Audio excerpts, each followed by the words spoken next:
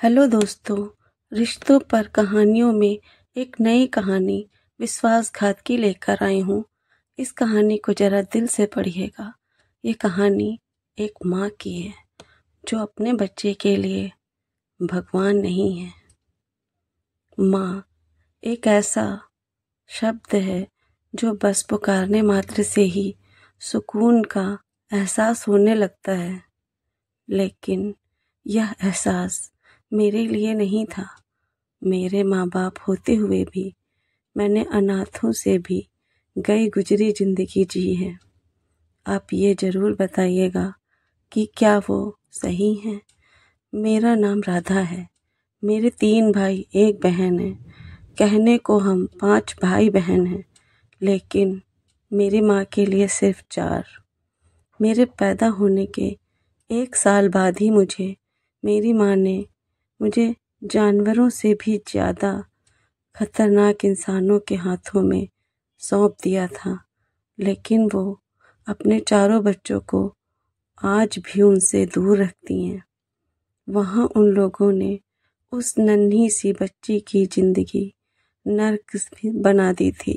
उसके शरीर पर जगह जगह चोट के निशान साफ दिखाई देते, लेकिन एक बार भी मेरी माँ का कलेजा नहीं फटा।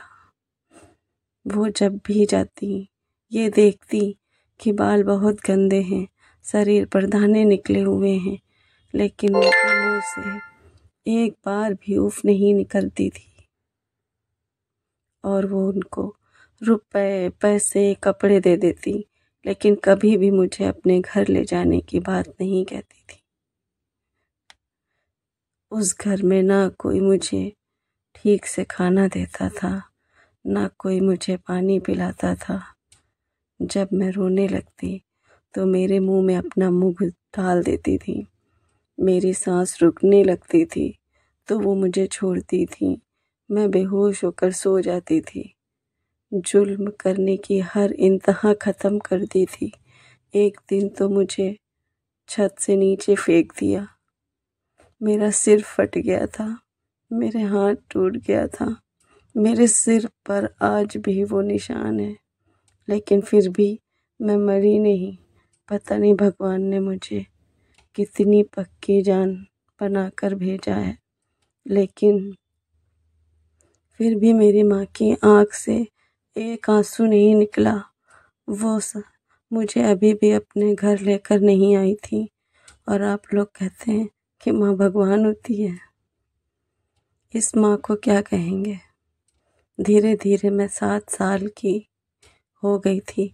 फिर मुझे पता चला कि मेरा भाई आने वाला है।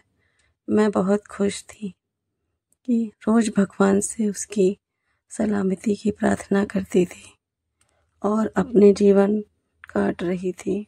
जब उसका जन्म हुआ तो मैं बहुत खुश थी कि अब मुझे अपनी माँ के पास अपने घर जाने को मिलेगा। और फिर वो दिन आ गया।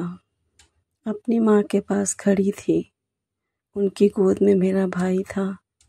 मैं बहुत खुश थी, इतनी खुश थी कि ये भी नहीं देखा कि एक बार भी मेरी माँ ने मुझे गले से नहीं लगाया है, मुझे प्यार भी नहीं किया है। इस कहानी को लिखते हुए 1 मिनट के लिए भी मेरी आँखों से आंसू निकलना बंद नहीं हुए हैं। मैं बहुत दर्द में हूँ, मुझे बहुत दर्द हो रहा है। आगे की कहानी मैं कल लिखूँगी।